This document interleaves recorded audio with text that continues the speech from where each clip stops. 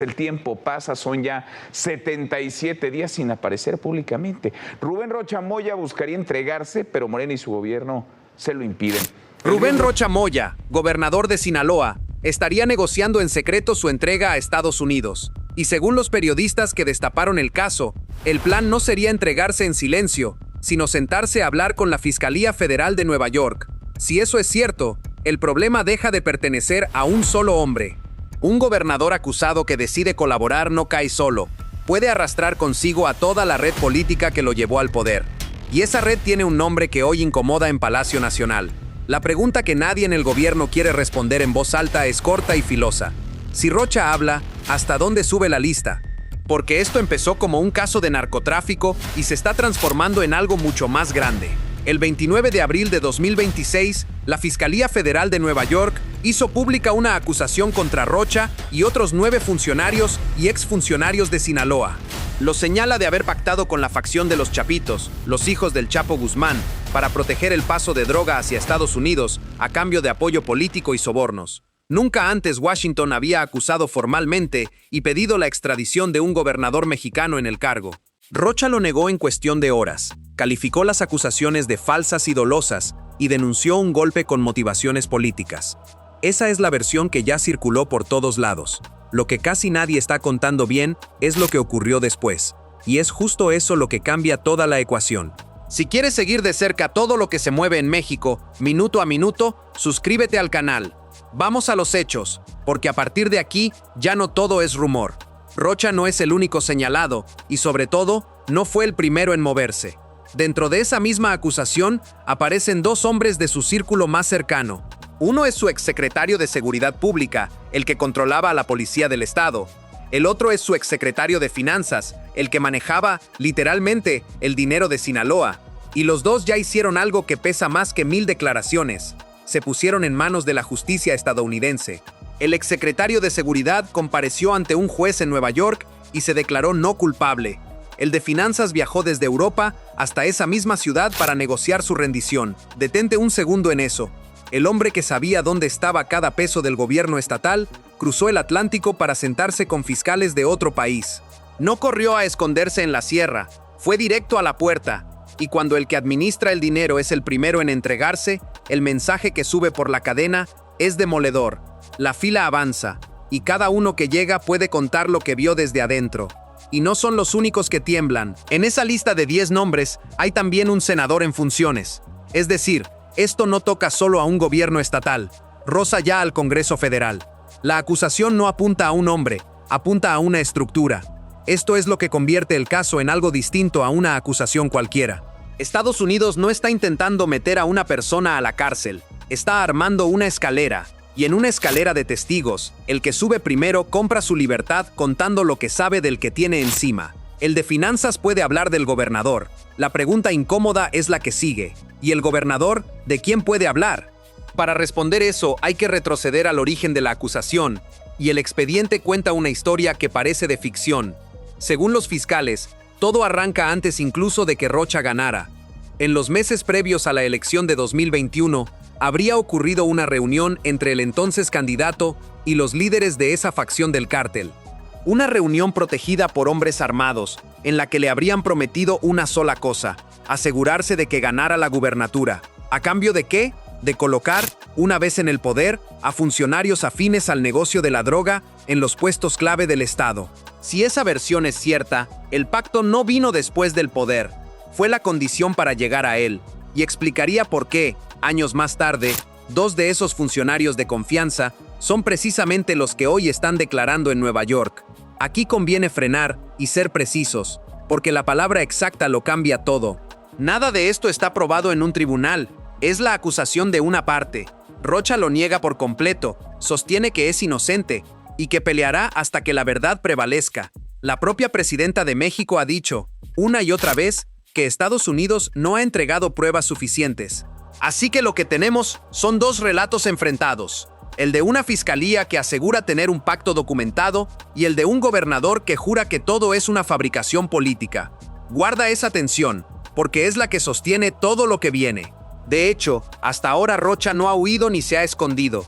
Cuando la Fiscalía Mexicana lo citó a declarar, se presentó por su propio pie en las oficinas de Culiacán y afirmó que acudiría a cada llamado de la autoridad, que confía en la justicia de su país y que va a dar la cara con la frente en alto. Esa es su apuesta pública, la de un hombre que se planta como inocente y se queda en su tierra a pelear. Y es exactamente por eso que el reporte de una negociación secreta en el norte cae como una bomba, porque describe justo lo contrario de lo que Rocha proyecta ante las cámaras. Una cosa es lo que se dice a plena luz en Culiacán, otra muy distinta es lo que un abogado murmura, a puerta cerrada, en un despacho de Nueva York. Y si has llegado hasta aquí, presta atención, porque este es el punto donde la historia deja de ser sobre Sinaloa y empieza a ser sobre México entero. Ahora entra la revelación que dos periodistas de peso pusieron sobre la mesa.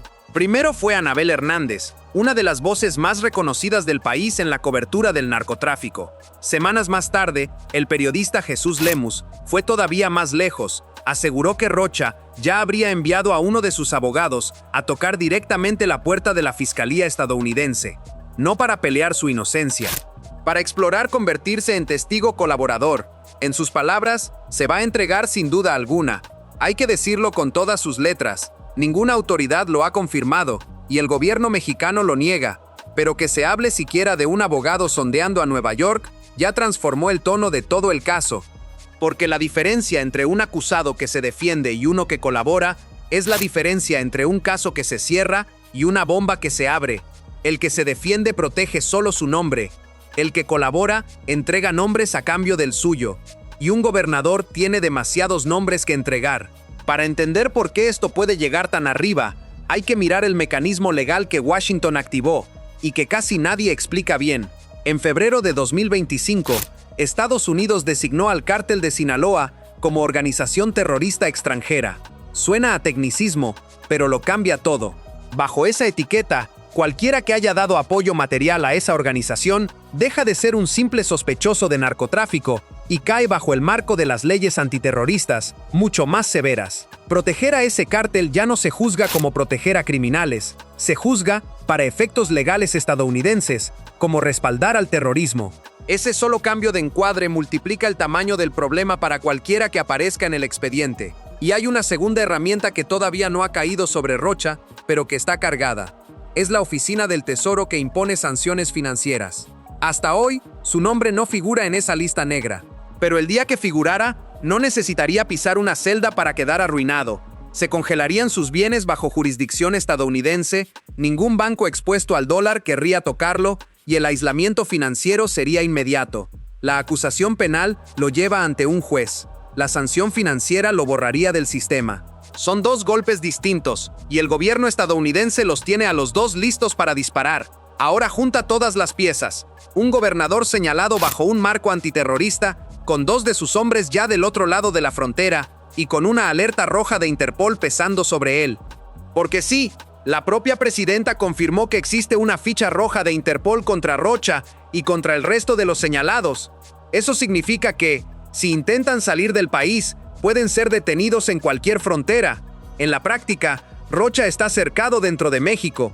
Y un hombre cercado, con la fila de testigos avanzando hacia él, tiene exactamente dos caminos frente a sí: esperar a que la escalera lo alcance desde abajo, o subirse a ella antes que nadie y negociar desde arriba. Gracias por seguir aquí, porque lo que viene ahora es lo que de verdad quita el sueño en el gobierno federal.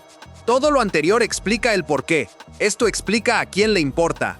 Rubén Rocha Moya no es un gobernador cualquiera. Es un gobernador de Morena, el partido que hoy gobierna el país, el partido de la presidenta Claudia Sheinbaum. Y ahí está la trampa. Cuando Estados Unidos acusa a un opositor, un gobierno puede encogerse de hombros y tomar distancia. Cuando Estados Unidos acusa a uno de los tuyos, cada palabra que ese hombre pronuncie en Nueva York se convierte en un problema propio. Por eso la postura de Sheinbaum ha sido un ejercicio de equilibrio extraordinariamente delicado. Por un lado, ha repetido que no va a proteger a nadie que haya cometido un delito. Por el otro, ha insistido en que del norte no han llegado pruebas suficientes. Ha aclarado que lo que existe es una petición de detención urgente y no una extradición formal, y ha llegado a dejar abierta la puerta a que Rocha vuelva algún día a gobernar Sinaloa. Cuando le preguntaron dónde estaba el gobernador, respondió apenas: él está en Sinaloa. No lo entregó, no lo condenó, lo sostuvo. Incluso ordenó difundir los documentos oficiales del caso para demostrar que su gobierno no esconde nada, y ha señalado que detrás de parte del ruido hay desinformación que busca dañar la relación con Estados Unidos. ¿Por qué sostener a un hombre acusado de pactar con un cártel? Porque el cálculo no gira en torno a Rocha, gira en torno a lo que Rocha podría decir. Si el gobernador cruza la frontera y empieza a hablar para salvarse, no hablará solo de sí mismo, hablará de cómo llegó al poder, de con quién negoció, de qué estructura política lo respaldó en el camino. Y esa estructura no vive únicamente en Sinaloa, se conecta con el mismo movimiento que hoy gobierna México. El día que un gobernador oficialista se siente frente a un fiscal extranjero a cambiar información por libertad, la pregunta deja de ser si Rocha cae, pasa a ser cuántos caen con él. Por eso, leído con frialdad, Washington no necesita a Rocha en una celda. Lo necesita hablando, y para medir hasta dónde puede llegar todo esto, hay que recordar de dónde viene. El nombre de Rocha ya había aparecido en la sombra del episodio más explosivo del narco reciente, la caída de uno de los fundadores del propio cártel de Sinaloa en Estados Unidos, en julio de 2024. Aquel viejo capo denunció después, por carta, que fue víctima de una emboscada en una reunión celebrada en Sinaloa. Y en aquella cita, según su versión, se discutía un pleito por el control de la Universidad del Estado. De esa misma reunión salió un muerto, un exrector asesinado ese día. El nombre de Rocha quedó rondando esa historia desde entonces. Lo que hace un año parecía un rumor incómodo, hoy es la columna vertebral de una acusación federal en Nueva York. Nada de esto salió de la nada, llevaba años cocinándose, y una investigación abierta en Estados Unidos desde 2023 lo fue armando pieza por pieza, y aquí está el fondo real de todo esto. El caso dejó de tratarse de un gobernador hace ya semanas. Se convirtió en un pulso entre dos gobiernos. Estados Unidos apuesta a que la escalera de testigos siga subiendo peldaño por peldaño hasta tocar lo más alto de la política mexicana. México responde que sin pruebas sólidas no entrega a nadie, y al hacerlo protege algo más grande que a un hombre. Protege el relato de que su casa está limpia. En medio de los dos quedó atrapado Rocha Moya, un gobernador con licencia, rodeado por una ficha roja, con sus propios colaboradores ya declarando en Nueva York, y con la decisión más pesada de su vida sobre la mesa, callar y hundirse solo, o hablar y decidir a quién arrastra en su caída. Nada de esto está cerrado todavía. La entrega no se ha confirmado, las pruebas siguen en disputa y el propio Rocha insiste en que es inocente. Pero la maquinaria ya está en marcha, y esta clase de maquinaria rara vez se detiene a mitad del camino. Lo único que falta por saber es si, cuando ese hombre finalmente decida hablar, el eco llegará tan arriba como muchos temen, porque en la política mexicana los ecos así no se apagan solos, tarde o temprano se cobran.